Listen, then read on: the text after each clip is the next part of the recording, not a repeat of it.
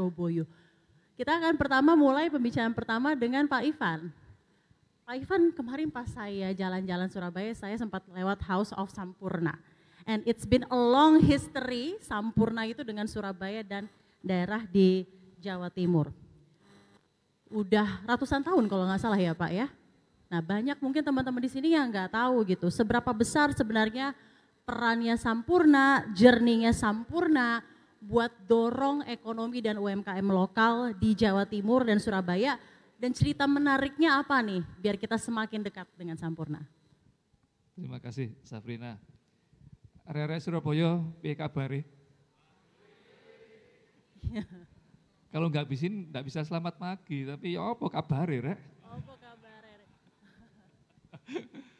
Oke, jadi mungkin ya kalau ini di sini penuh arek Surabaya jadi udah pada paham lah. Sampurna kebetulan tahun ini merayakan ulang tahun yang ke-112. 112, kita berikan tepuk tangan untuk Sampurna. Jadi semua itu tentunya tidak bisa lepas dari dukungan masyarakat Surabaya. Karena sebetulnya yang banyak orang mungkin sudah lupa bahwa Sampurna itu dimulai dari UMKM, toko kelontong kecil di Pabean. Di Pabean, Sampurna perusahaan yang hari ini kita kenal sebesar ini, sebetulnya dimulai dari UMKM kecil yang ada di Surabaya, di Pabean. Nah, itulah kenapa sampai hari ini, biarpun umur kita sudah sepanjang ini, kita tetap sampai hari ini sangat komitmen bagaimana Sampurna kepingin mendukung UMKM di seluruh pelosok Indonesia. Nah itu menjadi salah satu filsafah atau filosofi perusahaan yang selalu kita pegang sampai hari ini, sehingga salah satunya nanti kalau Mbak Safrina sempat melaku nang Surabaya. Melaku ning Surabaya. Ini kalau di sini saya nggak roaming soalnya. Jalan-jalan di Surabaya, masuk ke pelosok-pelosok, akan ketemu nanti warung-warung lontong yang warnanya merah dan putih. Oke. Nah itu namanya Sampurna Retail Community. Itu salah satu program binaan Sampurna yang hari ini sudah berjumlah 250.000 senasional. 250.000 Pak. 250.000 dan ini juga 11%, 11,36% dari GDP retail nasional. 11,36% dari GDP nasional, ini 250 triliun lebih. Dan itu di Surabaya, itu ada ribuan, mungkin 3.000, 4.000 sekarang di Surabaya, gitu. di seluruh pelosok-pelosok di Surabaya. Nah karena itu adalah kerinduan kami bagaimana kalau dulu 100 tahun yang lalu Sampurna bermula dari UMKM, itu bisa menjadi seperti hari ini.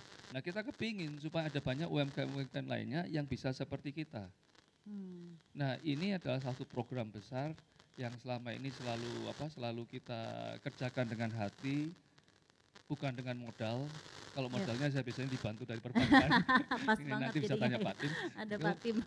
Ada Pak Tim hari ini, tapi kita kerja dengan hati karena kita cuma bisa membantu dan memfasilitasi. Tapi saya sepakat dengan Pak Pur tadi, Pak Bubaya, Pak Yudi tadi bahwa ketidakpastian ekonomi selalu ada. Ya. Sepanjang 100 tahun itu semua ketidakpastian. UMKM semua punya masalah dengan berbagai macam cerita. Tapi yang penting kita harus selalu tanggap, siap memperkuat diri kita, dan itulah kenapa Sampurna hadir untuk memberikan pelatihan, pendampingan, kadang-kadang cuma teman curhat. Dan bahkan di luar dari yang UMKM yang sifatnya retail, kita bahkan juga melakukan pendampingan kepada UMKM entrepreneur, anak-anak muda yang kepingin bagaimana berwira swasta, berwirausaha. Ini sudah 100.000 lebih yang hari ini kita bina. Bagaimana caranya UMKM bertersebut bisa bergabung dan dibina oleh Sampurna? Itu ada websitenya di Sampurna, bisa daftar di situ, nanti silakan ada pelatihannya. Kita punya lahan 27 hektar ya di Pandaan. Itu kita pakai juga untuk pelatihan dan ini bisa online juga, jadi nggak perlu harus fisikal begitu. Nah ini semua tadi saya katakan banyak orang nanya kok maunya gitu kan. Saya bilang ya karena cikal bakalnya kan kita nggak boleh lupa gitu, nggak boleh lupa. Dan akhirnya kan kalau kita sebagai sebuah perusahaan seperti ini itu masyarakat juga mendukung kok. masyarakat juga mendukung, dan filosofi dari pendiri perusahaan yang sampai hari ini kita pegang erat adalah kita punya filosofi namanya filosofi 3 tangan. Itu kalau di Hosa Sampurna dulu bisa dilihat itu. Ada 3 pilar gitu ya. Nah, pilar pertama itu Sampurna selalu percaya bahwa kita harus selalu inovasi produk untuk memberikan yang terbaik kepada pelanggan kita di tengah situasi yang seperti apapun. Yang kedua, Sampurna ini harus selalu berkolaborasi dengan semua pihak manapun. Berbisnis harus dengan hati, bukan dengan win-lose, tapi dengan win-win. Termasuk terhadap karyawan Sampurna sendiri, kita harus sangat melakukan pelatihan agar perusahaan selalu siap menghadapi tantangan seperti apapun. Tapi yang ketiga adalah bagaimana Sampurna itu harus selalu punya kontribusi yang positif terhadap Indonesia ini. Nah, inilah kenapa sudah puluhan tahun ini kita melakukan program-program tadi, sehingga itu membantu masyarakat dari Sabang sampai Merauke. Warung itu bisa dicari nanti Sabrina, liburan kemanapun di seluruh Indonesia saya jamin ada. Yang ada logonya merah putih. Ada logonya warnanya merah putih, Sampurna Retail Community. 200.000 outlet. 250.000, semua omsetnya rata-rata naik 50%, yang omsetnya naik ratusan persen sudah banyak sekali, karena itu kan semua proses ya. Itu semua proses, mereka didampingi termasuk tadi literasi keuangannya seperti apa, literasi digitalnya seperti apa, bagaimana memperlakukan pelanggan, manajemen pelanggan yang baik, manajemen penataan toko, manajemen modal. Nah, ini semua kita berikan pendampingan, bahkan mereka sendiri melakukan pendampingan satu dengan lain, karena ini kan ini program komunitas. Di Surabaya itu semua kan kita komunitas.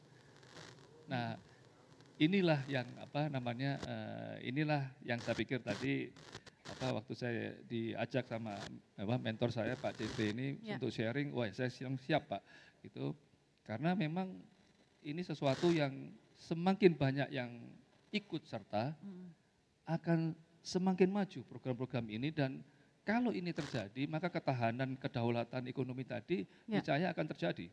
Gitu. Nah, ini mungkin yang bisa sharing sedikit mengenai Sampurna dan bagaimana kita di Surabaya. Kita kasih tepuk tangan untuk Pak Ivan dari Sampurna. Ini teman-teman di sini Pak, selain mereka eager buat belajar tentang keuangan, mereka juga banyak banget yang pelaku UMKM Pak. Jadi mungkin teman-teman yang di sini pas dengar program ini bisa daftar ya Pak ya untuk ikut pembinaan dari Sampurna.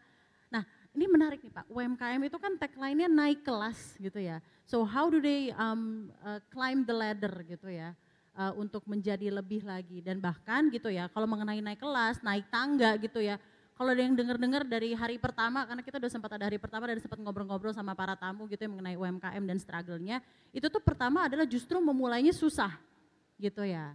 Ada nggak pesan gitu ya dari Sampurna sendiri untuk pelaku UMKM ketika memulainya saja sudah susah, masalah modal, masalah tenaga kerja dan lain-lain, mindsetnya itu apa yang bisa dikasih dari Pak Ivan biar teman-teman bisa tetap striving gitu, tetap berjuang sebagai pelaku UMKM? Kalau pinjam dari tadi mentor kita semua Pak CT ya, itikadnya baik dulu. Dan kemudian mulai dulu. Dimulai. Itu waktu kita pertama kali memulai program ini, itu susah. Susah. Karena kita sudah terbiasa menjalankan bisnis kita, mengelola warung, terus Sampurna menawarkan bantuan, ini harus ditatanya seperti ini supaya bagus, menarik, itu susah. Itu susahnya setengah mati. Suami istri bisa berantem. Karena bikin ini ya usaha ya. Karena kadang suaminya mau, istrinya nggak mau, atau kebalikannya gitu. Itu bisa berantem dulu. Tapi setelah proses terjadi, tahun demi tahun, tidak ada hal yang instan. Semua harus dibangun.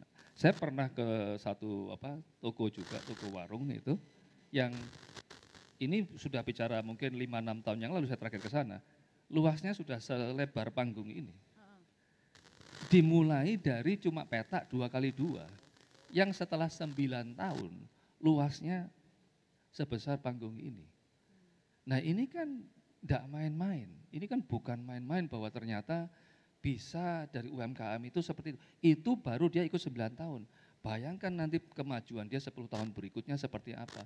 Kalau terus dilakukan inovasi. Jadi harus mulai dulu, harus punya niat baik. Dan yang paling sekarang menggembirakan buat saya adalah di setiap SRC itu sudah banyak sekarang mereka melakukan program yang namanya pojok lokal. Pojok lokal. Pojok lokal. Okay. Pojok lokal ini apa? pojok lokalnya adalah mereka menyediakan tempat khusus di mana tetangga-tetangga sekitar itu bisa nitip jualan. Oh. Bisa nitip jualan serabi, jualan snack-snack kecil, apapun itu dititipkan di situ. Kenapa? Karena tetangga sekitar ini kan tidak punya akses ekonomi. Nah, tidak bisa tentunya menitipkan dagangan ini di supermarket, susah. Gitu. Tapi di SRC bisa. Dan itu yang membuat saya selalu terharu mengunjungi mereka bahwa value-nya itu setelah maju, mereka juga membantu masyarakat sekitar. UMKM yang lebih kecil lagi. Nah, ini kan nilai multiplier-nya besar. Dan kita pernah riset berapa sih nilainya snack-snack kecil-kecil ini secara nasional. Ternyata 5 triliun loh. Yang Jualan sudah secara dibantu keseluruhan itu. 5 triliun rupiah, Yang Pak. sudah dibantu para SRC itu sudah 5 triliun nilainya. 5 triliun.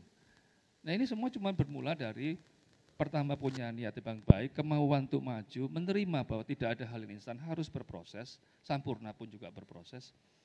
Dan setelah itu ya berkontribusilah terhadap masyarakat sekitar. Nah, ini yang dilakukan para pelaku yang jumlahnya 250.000 itu tadi.